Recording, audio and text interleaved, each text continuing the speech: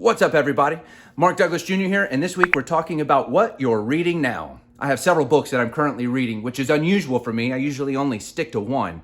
But this episode, we're going to talk about what those books are, why you should maybe consider reading them as well, and stick around to the end because the most unusual book that I'm reading will be mentioned. All right, well, the first book that I'm reading is my all-time favorite series. It's a book by Jim Butcher. The series is called the Dresden Files. I'm currently on the last book in the series called Battlegrounds. I think this is the 17th or the 16th book in the series, so it's quite long going. It takes quite the investment if you're considering reading it, and it's an investment I originally was not going to make. The first book's called Stormfront, and my original plan was only to read that book. I got it for really cheap on Kindle one time. I even told my wife, I'm not going to read this book beyond this number one. I'm going to just read this one and that'd be it. Now here I am on book 17 because I cannot get enough of this world. The story follows main character Harry Dresden. He's a private investigator, but he's also a wizard.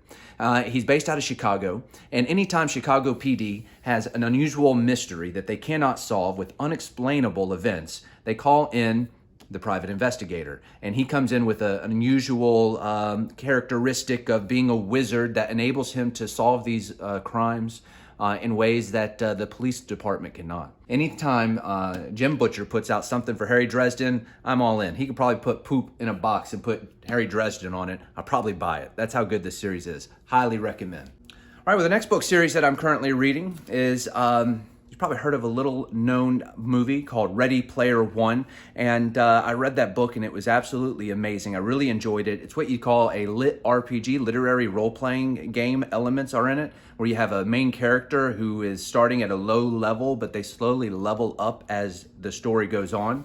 Well, I'm reading Ready Player Two. And Ready Player Two follows main character Wade, as he is now the owner of the Oasis, this virtual reality world. And he's basically like a god in the world where he can do anything. Think The Matrix with Neo, where he gets all the powers at the end. That's kind of like what Wade is right now. But like any great story, what happens when you take those abilities away? What happens when you take away what the character's really good at, and now they're left without it? And that's what you have going on here. It's a high-stakes story where everybody's trapped in the Oasis, and Wade and his friends have to figure out how to get everybody unstuck before everybody dies inside. Because you can only be inside of that world, in that virtual reality world, for a short period of time, and now they can't log out. It's kind of like Sword Art Online, I guess. If you've ever seen that anime, it's very similar in that regard, where the characters log in, they can't log out, and there's high stakes involved because everybody's going to die unless you can figure out how to get out of that world. Another book series that I just began is a book by a local New York Times bestselling author that I really admire. His name's Michael Lister, and this is called The Night in Question. Michael has got a new book out that he's going around in the Burke and Blade Mystery series. And he was recently at the Bay County Library, and I went out and I purchased this book, and I'm currently writing some stories that have mystery elements, so I was really intrigued to see his craft, from a writer's perspective, how he's able to embed in the clues, the red herrings, and to mislead your reader, but also play fair, where you're giving the readers the same clues that the detective has. And the reason why I am currently looking into that type of story is because my book 3 in my Maddie Jones Adventure mystery series has a lot of mystery elements, a little bit of a whodunit element. And book 4 in my Maddie Jones series is all about a whodunit. So I really wanted to learn from Michael and what he's done. So definitely recommend checking out Michael Lister's books. This is the Burke and Blade Mystery Thriller series, but he has other series out there as well. His most popular is the John Jordan Mysteries. So check those out. Because I'm currently learning a little bit more about the craft of writing from a mystery perspective, I've dived into Paul Tomlinson's genre writer series, Mystery, How to Write the Traditional Cozy Whodunit. There's all kinds of different ways you can write a mystery, and the cozy mystery is more of a closed setting. Maybe it's a mansion, and the murder takes place, and everybody that is in the mansion is now a potential suspect. there's no outside factors influencing the murder. Maybe it's a train, and everybody on the train within that murder mystery is a potential suspect, or it could be a small town. So the cozy whodunit is much more smaller in scale. And my book 4 in my Matty Jones mystery series is going to be a traditional mystery, a traditional murder mystery. So I really am looking forward to just kind of diving into what I'm learning here from Paul Tomlinson, if I can get that name right, and just kind of figuring out how to outline more effectively, where I'm putting in those clues and those red herrings in ways that have been revealed by people that are much better at it than me. You can see that I've red flagged all these different notes of things that I'm trying to incorporate into my Matty Jones stories. So excellent for a writer, to continue expanding your craft. So I definitely recommend doing that in some way.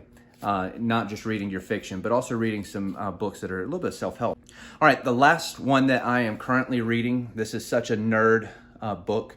And it's a video game strategy guide called Vagrant Story. This is my all-time favorite video game. This story in this game influenced my novel Prophet of the Dragon. This book came out, the game came out over 20 years ago. We're talking, I think, 2000, so 22 years ago. And I occasionally replay through this game every so often, and I'm replaying it right now. So you'll find me most nights not writing sometimes, not reading a traditional book. I'll have that hour and I've got my nose into this strategy guide as I'm looking at the best tips on how to forge an ultimate weapon, so that way I can defeat all of Le Monde. That's the setting that this game takes place. All of the creatures and the beasts and the things that are out to kill you in it. So yeah, this is something I'm also reading. I usually have some kind of game guide I'm reading each month whenever I'm playing a game.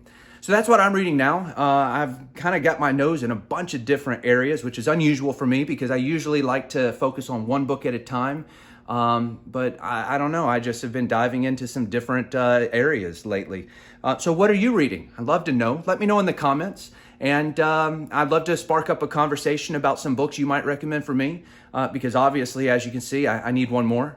But anyways, have a great week, everybody. Thanks for tuning in. If you made it to the end of this video, I encourage you to smash that subscribe button, hit a like on this video, so that way you can hear more about my stories, my ideas for the craft of writing. And anyways, we'll check you out next time. Take care.